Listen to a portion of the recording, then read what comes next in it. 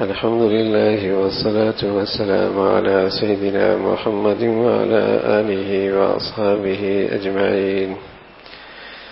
أما بعد، فأعوذ بالله من الشيطان الرجيم. بسم الله الرحمن الرحيم.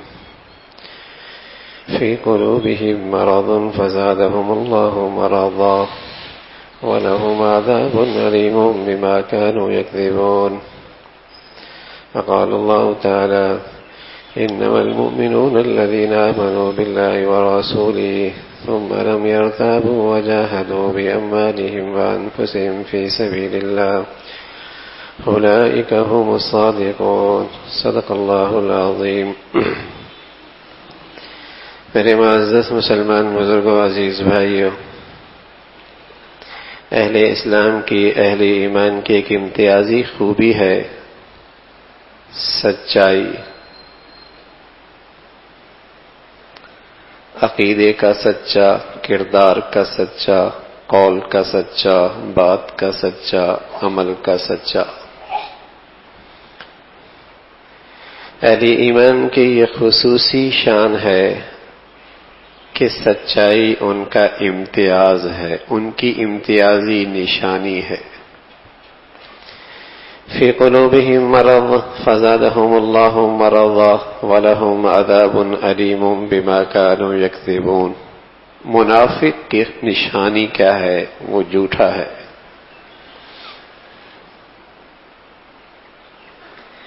اہل ایمان کی خوبی کیا ہے؟ وہ سچ بولتا ہے. منافق کیسا ہوتا ہے؟ بما کانوا یکذبون، وہ جھوٹے ہوتے ہیں. اس لیے رسول اللہ صلی اللہ علیہ وسلم فرمایا کرتے تھے کہ اربعون اذا کن فیک فلا علیک ما فاتک الدنیا. اگر تیرے اندر یہ چار خوبیاں ہیں تو دنیا کا ساز و سامان میں سے اس کے سوا تیرے پاس کچھ بھی نہیں، تیرا کوئی نقصان نہیں. اربعون اذا کن فیک فلا علیک ما فاتک الدنیا. کون کہہ رہے ہیں؟ اللہ کا حبیب کہہ رہے ہیں صلی اللہ علیہ وسلم. آپ سے بڑھ کر کوئی دور اندیش، آپ سے بڑھ کر کوئی روشنی، علم اور دانش کی روشنی رکھنے والا، آپ سے بڑھ کر ان کامیاب انسان کی شخصیت کی ترجمانی کرنے والا کوئی ہو سکتا ہے؟ آپ سے بہتر کسی کی بہتر رائے ہو سکتی ہے؟ آپ علیہ الصلوۃ والسلام فرما رہے اربعون اذا کن فیک فلا علیک ما فاتک الدنیا. اگر تیرے اندر یہ چار خوبیاں ہیں، فلا علیک ما فاتک الدنیا، ساری دنیا تیرے ہاتھ سے نکل جائے. اذا حلیت بها، اذا حلیت بها وحافظت علی ادائها، جب تو ان چار خوبیوں سے مزین اور آراستہ ہے اور ان چار چیزوں کا اہتمام کر رہا ہے، فلا علیک ما فاتک الدنیا، ساری دنیا تیرے ہاتھ سے نکل جائے، تیرا نقصان کوئی نہیں. حفظ امانہ وصدق حدیث وحسن خلیقہ وعفت فی طعمہ، او کما قال علیہ الصلاۃ والسلام. وہ چار چیزیں کیا ہیں؟ فرمایا امانت کی حفاظت، بات کی سچائی، اخلاق کی اچھائی اور لقمہ حلال.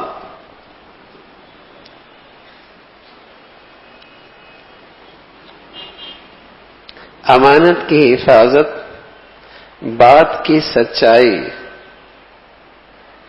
اچھے اخلاق، لقمہ حلال کا اہتمام. یہ کسی شخصیت کا وہ کمال ہے کہ اس کے پاس کچھ بھی نہیں ہے تو اس کے پاس سب کچھ ہے. یہ کسی شخصیت کا وہ حسن ہے کہ اس کے پاس ظاہری چمک دھمک کا کوئی نقشہ نہیں، لیکن پھر بھی وہ دنیا میں سب سے زیادہ حسین ہے. جس کے پاس محبوبیت کے کوئی وسائل نہیں ہیں لیکن پھر بھی وہ اسے محبوبیت نصیب ہوتی ہے. جس کے پاس اعتماد پیدا کرنے کے کوئی پروپیگنڈے کے نقشے نہیں ہے، لیکن معاشرے میں پھر بھی وہ قابل اعتماد ہے.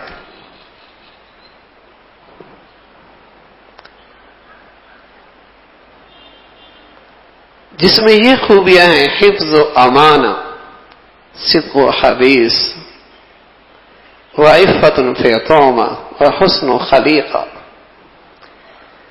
اس کے لیے اعتماد کے پروپیگنڈے کے اس کے پاس کوئی نقشے نہیں ہے، پھر بھی اگر سوسائٹی میں کوئی قابل اعتماد ہے تو وہی ہے جس میں یہ خوبیاں موجود ہیں، جس کے بعد اپنے لیے محبوبیت کے نقشے بنانے کی شکلیں کوئی نہیں ہیں، لیکن پھر بھی دھرتی میں اور آسمانوں پہ محبوبیت ملے گی تو اسے ملے گی. یہ ایسی خوبیاں ہیں. ان میں ایک سچائی ہے. مسلمان کی تو دنیا آخرت اس سچائی سے بنتی ہے. ہمارے نبی نے بتایا ہے. اس کا ایمان بھی تبھی قابل اعتماد بنتا ہے جب یہ سچا ہے. اس کا اسلام بھی تبھی قابل اعتماد بنتا ہے جب یہ سچا ہے. اور اس کی شخصی زندگی معاشرے میں تجارت کے لحاظ سے ہو، صنعت کے لحاظ سے ہو، معاملات کے لحاظ سے ہو، اس کی شخصیت اگر قابل اعتماد بنتی ہے تو اسی سچائی سے بنتی ہے.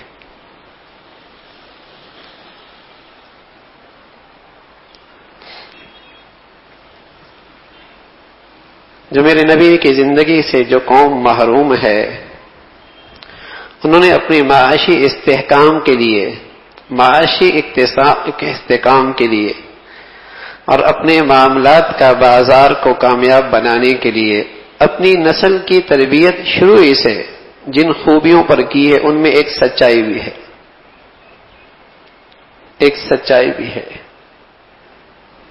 انہوں نے اپنی دنیا سنوارنے کے لیے، اپنی منڈیاں کامیاب بنانے کے لیے، اپنی اقتصادیات، اپنی معیشت کو ترقی دینے کے لیے اپنی نسل کو جن بنیادوں پر تربیت اور تعلیم دی ہے ان میں ایک سچائی بھی ہے. اگرچہ وہ قوموں کے ساتھ، ملکوں کے ساتھ وہ بدترین جھوٹ بولتے ہیں کہ کچھ نہ پوچھئے، اگرچہ ان کی ساری تہذیب کی اٹھان جھوٹ پر ہے. وَمَنْ أَظْلَمُ مِمَّنْ كَذَبَ عَلَى اللَّهِ، اللہ پر جھوٹ باندھتے ہیں، لیکن پھر بھی اپنے معاشرتی اور اپنے معاملات اور اقتصادی نظام کو کامیاب بنانے کے لیے انہوں نے اپنے معاشرے میں اس سچائی کو رواج دیا ہے. اور جس مسلمان کی دنیا آخرت کی بنیاد اور تعمیر ہی سچائی پر تھی،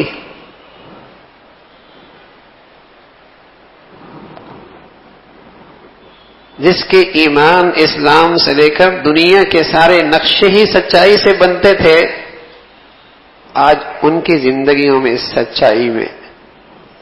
سچائی کا اہتمام نہ رہا. حالانکہ اس جھوٹ کا مسلمان کی زندگی سے تعلق ہی کوئی نہیں. آپ نے یہ صلاۃ وسلام فرمایا جھوٹا تو منافق ہوتا ہے. آپ نے یہ صلاۃ وسلام فرمانے لگے کہ مسلمان اپنی فطرتی کمزوری کی وجہ سے بزدل بھی ہو سکتا ہے، مال سے غیر معمولی تعلق کی وجہ سے بخیل بھی ہو سکتا ہے، لیکن مسلمان جھوٹا نہیں ہو سکتا.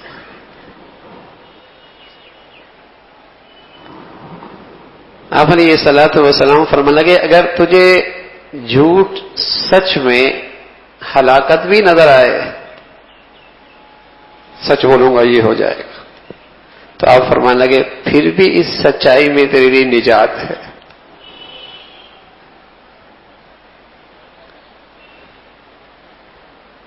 پھر بھی اس سچائی میں تیرے لیے نجات ہے. اس لیے کہ مسلمان جب بھی کوئی فیصلہ کرتا ہے تو اس کا نفع نقصان کا فیصلہ اس کی مشاہدے میں آنے والا صرف نفع نقصان نہیں ہوتا، اس سے آگے بھی اس کے نفع نقصان کی بڑی کہانی ہے. الصدق ینجی، سچائی میں نجات ہے. تو جب تک مسلمانوں کے ہاں سچائی ان کا شعار تھا، تو اگر کوئی بازار قابل اعتماد تھا تو مسلمانوں کا، اگر کوئی ملازم قابل اعتماد تھا تو مسلمان، اگر کوئی تاجر قابل اعتماد تھا تو وہ مسلمان، اگر کوئی صنعتکار سے کسی صنعتکار پر اطمینان تھا تو وہ مسلمان، کہ مسلمان ہے یہ تو جھوٹ نہیں بول سکتا، یہ تو جھوٹ نہیں بول سکتا. اس لیے کہ اللہ کے نبی صلی اللہ علیہ وسلم نے بتلایا کہ جو جھوٹ سے بچتا ہے، انا زعیم ببیت فی وسط الجنہ، فرمایا جو شخص جھوٹ سے بولتا ہے اور جھوٹ مذاق میں بھی نہیں بولتا، میں ضمانت دیتا ہوں اسے جنت میں بیچوں بیچ محل دلانے کا. انا زعیم.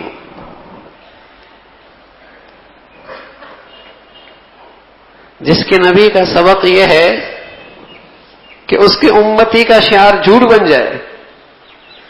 آپ علیہ الصلوۃ والسلام تو مذاق میں بھی جھوٹ نہیں بول رہے، اس سے بھی منع کر رہے. ایک شخص کو دیکھا وہ اپنے جانور کو جھولی میں اسے ہلا کر اپنی طرف بلا رہا ہے. آپ علیہ الصلوۃ والسلام فرما رہے اس میں کچھ ہے؟ کہا یا رسول اللہ ہے. کہا اچھا ہوا کچھ ہے ورنہ یہ بھی جھوٹ ہوتا.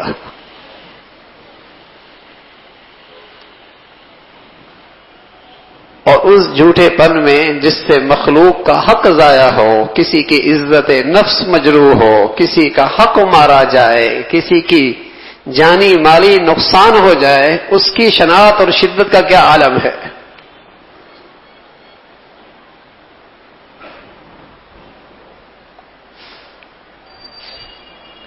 یعنی اس اندھیرے پن کا بھی کوئی انتہا ہے کہ جھوٹ ہوشیاری بن گئی. جھوٹ عقل مندی کی نشانی، بڑا تیز ہے. کیا مطلب؟ اپنا کام جھوٹ سے نکال لیتا ہے، بڑا ہوشیار ہے، بڑا ہی تیز ہے، اور یہ بڑا بھولا بالا ہے، بڑا سادہ ہے، ہر جگہ سچ بول دیتا ہے. یعنی اب تو سمجھداری اور سادگی کے پیمانے ہی بدل گئے. اتنا جھوٹ کا رواج چل نکلا. تو میرے عزیزوں، مسلمان کی خاص شان تھی، مسلمان سچا ہوتا ہے. کعب بن مالک رضی اللہ تعالیٰ عنہ بڑے صحابی رسول ہیں. اپنا ایک طویل واقعہ ذکر فرماتے ہیں. غزوہ تبوک کا موقع تھا. اللہ کے نبی صلی اللہ علیہ وسلم نے نفیر عام فرمائی، چلو سب میرے ساتھ. فرمایا یہ وقت میرے اوپر بھی آیا. میں نے کہا سواری میرے پاس اچھی ہے، آج نکلتا ہوں، کل نکلتا ہوں، پرسوں نکلتا ہوں. سستی کرتے کرتے وہ وقت آن پڑا کہ اللہ کے نبی غزوے سے واپس آ گئے اور میں نہ جا پائے. منافقین نے اپنی تیز زبانوں سے، جھوٹ سے اپنے عیب پر، اپنی کمزوری پہ پردہ ڈالنا چاہا. اللہ کے نبی صلی اللہ علیہ وسلم حلیم ہیں، وہ آتے رہے، آپ درگزر کرتے رہے. لیکن کعب بن مالک نے آ کر سچ بتایا کہ میرا قصور ہے، کوئی عذر نہیں تھا، میں نہیں جا پایا.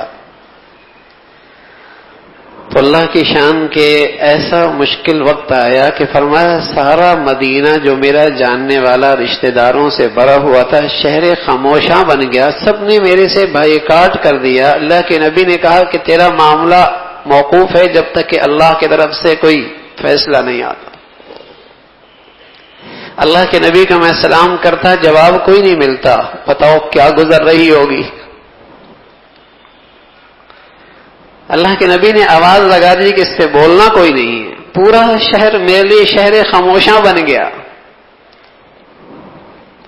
کیا مشکل گھڑی، کیسا وقت گزر رہا ہوگا. لیکن سبحان اللہ، پھر ایک وقت دن آیا، اللہ کی طرف سے فرشتہ آیا اور رسول اللہ صلی اللہ علیہ وسلم سے فرمایا کعب کو بلاؤ، اللہ نے اس کی سچائی قبول فرما لی۔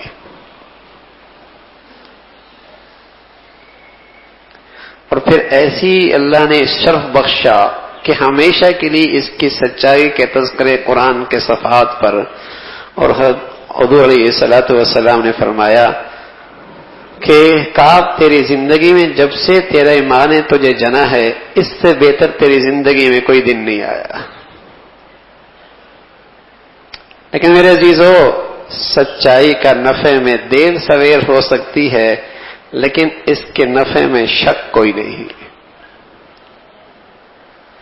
سچائی کے نفع میں دیر سویر ہو سکتی ہے، آگے پیچھے ہو سکتا ہے، لیکن جب اللہ کا حبیب کہہ گئے کہ سچائی ہی میں مسلمان کا بھلا ہے، تو پھر اسی میں بھلا ہے۔ چاہے میرے تجربے، میری آنکھیں، میری خبریں کچھ بھی کیوں نہ دکھا دیں مجھے، لیکن اللہ کے حبیب نے کہا ہے دیر سویر کے بعد سچائی کا نفع ہی اسے ملے گا۔ اور میرے عزیزو، یہ بھی پتھر پہ لکیر ہے کہ جھوٹ کا نفع تجھے کتنا ہی بڑھتا ہوا کیوں نظر نہ آئے، دیر سویر ہوگی اس کا نقصان بھی آنکھوں کے سامنے آ جائے گا۔ دیر سویر ہوگی لیکن اس کا نقصان بھی آنکھوں کے سامنے آئے گا۔ تو میرے عزیزو، جھوٹ سے توبہ کرنا بھی فرض ہے۔ ہاں، جھوٹ سے توبہ کرنا بھی فرض ہے۔ ڈاکہ مارنا اس سے توبہ، شراب پینا اس سے توبہ، ہاں، قتل کرنا اس سے توبہ، ہاں۔ ارے میرے عزیزو، جھوٹ سے بھی نہ جانے کسی کی عزت آبرو پہ حملہ ہوتا ہے، کسی کی جان کا نقصان ہوتا ہے، کسی کے مال کا نقصان ہوتا ہے، کسی کی دل شکنی ہوتی ہے۔ جھوٹ، اس سے بھی توبہ کرنا فرض ہے، یہ بھی فرض ہے۔ تو سچائی کا اہتمام ہو، اس کی برکتیں دنیا کی بھی ہیں، آخرت کی بھی ہیں۔ اعتماد بڑی چیز ہے، تجارت کی دنیا میں، معیشت کی دنیا میں، اقتصادیات کی دنیا میں شخصیت کا اعتماد بڑی چیز ہوتی ہے۔ آج جو بد اعتمادی مادی ہے نا، اور بد اعتمادی کی انتہا ہے، اس لیے کہ جھوٹ کی بھی انتہا ہے۔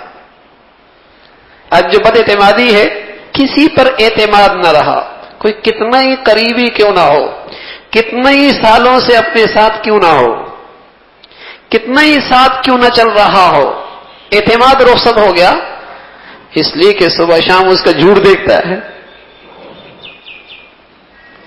صبح شام اس کا جھوٹ دیکھتا ہے۔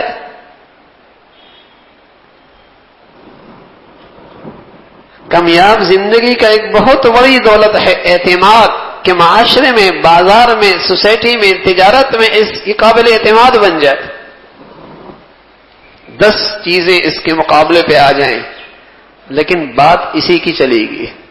یہ جو آج کہیں اور مقابلے پہ دکان نہ بنا لے، اسے بڑی فکر ہوتی ہے کوئی اور مقابلے پہ نہ آ جائے۔ میرے عزیزو، سچائی ایسی دولت ہے، یہ سکہ کبھی کھوٹا نہیں ہوتا۔